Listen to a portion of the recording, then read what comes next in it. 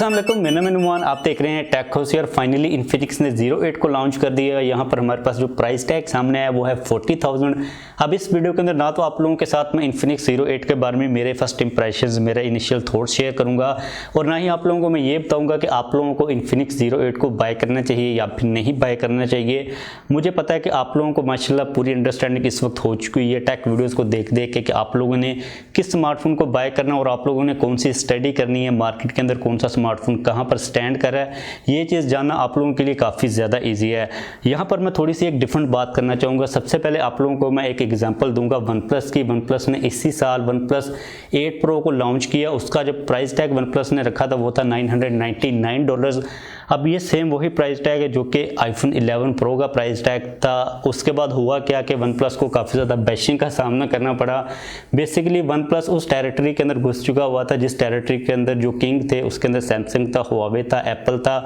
तो आप लोग आइडिया लगा सकते हो कि एक नई ब्रांड जो कि नीचे से आ रही थी, अगर वो इस प्राइस टैग के अंदर अपने स्मार्टफोन को लेके आती है तो उसके साथ जो लोगों का रिएक्शन होना था नॉर्मल वही उसका रिएक्शन हुआ। लेकिन अगर हम लोग बात करते हैं वन प्लस 8 प्रो के स्पेसिफिकेशंस की तो स्पेसिफिकेशंस बुरी नहीं थी, स्पेसिफिकेशंस काफ़ी ज़्यादा अच्छी थी। जो क्वालिटी थी, जो ओवरऑल परफॉर्मेंस थी फ़ोन की वो भी काफ़ी ज़्यादा कमाल की थी। लेकिन प्रॉब्लम ये थी कि जो एरिया जिस ब्रांड का नहीं होता उस ब्रांड के अंदर अगर कोई ब्रांड आने की कोशिश करती है तो उसकी जो प्लानिंग होती है, उसकी जो टैक्टिक्स होती हैं उसको चेंज करने की थोड़ी सी ज़रूरत होती है। अब यहाँ पे अगर हम लोग देख लेते हैं इन्फिनिक्स 08 की स्पेसिफिकेशंस के ऊपर तो स्पेसिफिकेशंस काफ़ी ज़्यादा अच्छी हैं। मैं ये नहीं कहूँगा कि इन्फिनिक्स 08 की जो स्पेसिफिकेशंस हैं अगर हम लोग इस मार्केट को देखते हैं 40,000 की तो उसके लिहाज से बुरी हैं। स्पेसिफिकेशंस काफ़ी ज़्यादा डिसेंट है। अब यार यहाँ पर ये जो 40,000 वाला प्राइस टैग है मुझे लगता है कि ये अभी प्राइस टैग इन्फिनिक्स के लिए नहीं है, क्योंकि अगर हम लोग देखते हैं तो मार्केट के अंदर हर ब्रांड की अपनी वैल्यू होती है। हर ब्रांड के ऊपर लोगों की एक लिमिट होती है कि वो कितना पैसा स्पेंड कर सकते हैं। अगर हम लोग 40,000 के प्राइस टैग को देखते हैं तो भाई इस प्राइस टैग के अंदर हमारे पास जो ऑप्शंस हैं वो काफ़ी ज़्यादा कमाल के अवेलेबल हैं।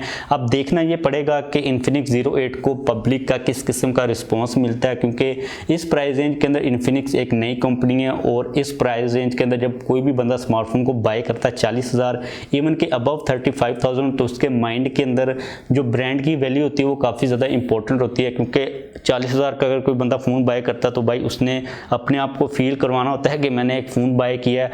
और लोगों की नज़र के अंदर रेपुटेशन जो होती है किसी भी ब्रांड की, वो वेल नोन ब्रांड की, वो काफ़ी ज़्यादा अच्छी होती है। लेकिन अगर उसी प्राइस टैग के अंदर अगर एक नई ब्रांड आ जाती है तो मुझे अभी पता नहीं है कि इस स्मार्टफोन को किस किस्म का रिस्पॉन्स मिलता है। आप लोग मुझे नीचे कमेंट्स के अंदर लाजमी तौर पर बताना कि आप लोगों को क्या लगता है।